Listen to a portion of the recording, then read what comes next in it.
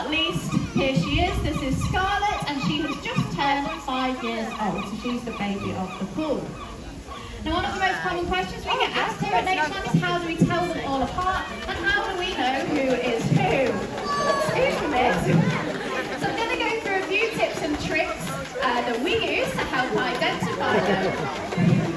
Now we'll start with Ollie. You've got to wait your turn, Pixie. So Ollie, just down here, is our only male in the pool. He's a bit bigger than the other females. He's also darker, and he has a wider head as well. You're going to come out?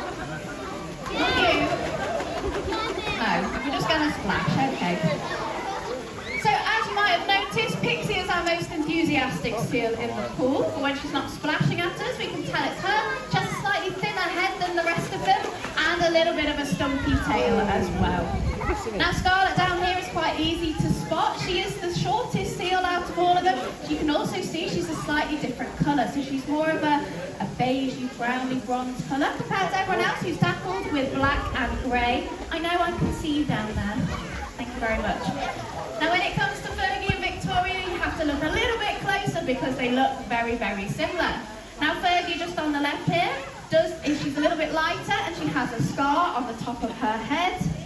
See if we can get you this one. And Victoria just here, are you going to come out? No, we're not going to come out. She has a couple of pink spots in her fur, so she's got one just under her eye and one on the back of her head. Now the average lifespan for a seal is around 35 years old for the females and only 25 for the males. But we've had 2 female seals live with us here at Natureland previously. They got up to the grand old ages of 41 and 44. So they can live quite a bit longer in captivity.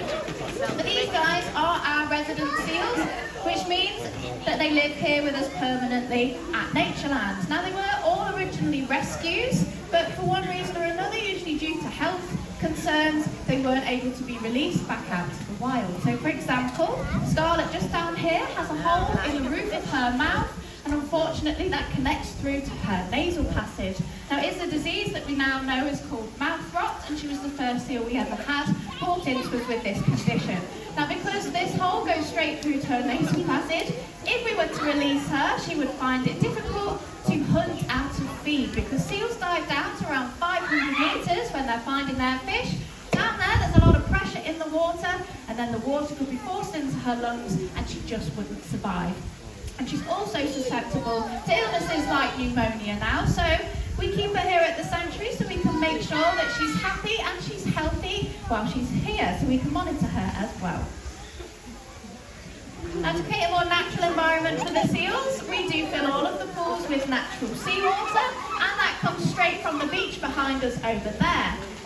The water is filtered through 6 feet of sand and then comes through the pipes at the end of the pool, so it's nice and crystal clear for the seals.